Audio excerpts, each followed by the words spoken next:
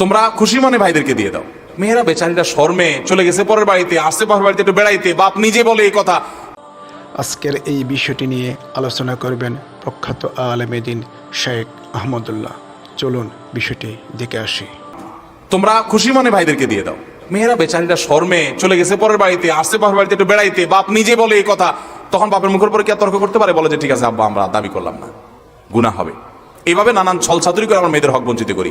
তো মেয়েদের হক থেকে বঞ্চিত করার কারণে বেচারাদের কোনো টাকা পয়সা থাকে না, ওই জাকাত দেওয়ার জন্য স্বামীর দিকে তাকিয়ে থাকতে হয়। মেয়ের মহর, বাবার সম্পদ, মায়ের সম্পদের হক, এগুলো সব যদি তারা বুঝে পাইতেন তাহলে তাদের মহর দিতে কারোর দিকে তাকানো লাগতো না। কিন্তু সেটা হচ্ছে না আমাদের সমাজে, এই জন্য এটা খেয়াল করতে হবে। যাই হোক, তারপরও যদি স্বামী তার স্ত্রীকে জাকাত দিয়ে দেন, অবশ্যই সেটা আদায় হয়ে যাবে, কিন্তু স্ত্রীকে জানাতে হবে এবং তিনি তার নিয়ত করতে হবে। এরপরে প্রশ্ন হলো, ইমাম সাহেবকে 12,000 টাকা বেতন দেওয়ার 3-4 মাস পর কর্তৃপক্ষ বা মসজিদ কমিটি মনে করলো ইমাম সাহেবের বেতন বেশি হয়েছে, তাই 1,000 টাকা কমিয়ে দিল। এই কাজটা কতটুকু ঠিক হলো দয়া করে জানাবেন।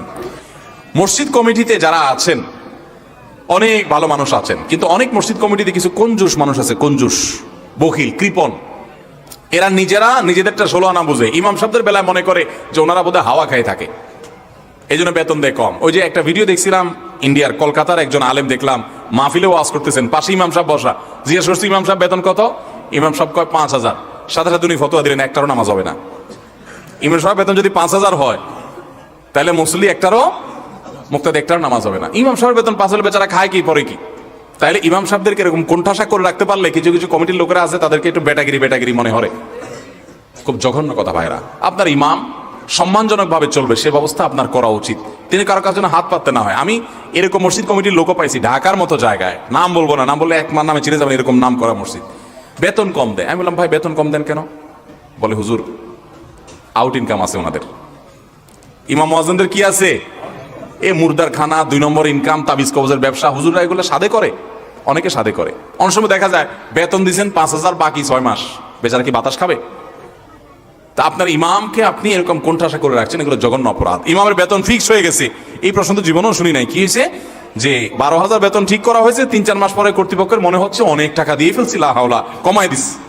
চিন্তা করেন, এটা কোনো কথা হলো ভাইরা? এটা করা উচিত না। ওলামা একরামকে তারা সমাজে অন্য 10 জন মানুষ চলতে যা লাগে তাদেরও তা লাগে, বরং তাদের আরো বাড়িয়ে দেওয়া উচিত যাতে করে অন্য দিকে তাকাতে না হয়। সৌদি আরবে সকল বিচারপতিরা আলেম। সৌদি আরবে আমি 10 বছর ইসলামিক অ্যাফেয়ার্স মন্ত্রণালয়ের বাংলা বিভাগে কাজ করেছি। সেখানে শতভাগ বিচার কার্য করেন কারা? আলেমরা। যে যত বড় আলেম সে তত বড় বিচারক। আপনারা জেনে অবাক হবেন তাদের বেতন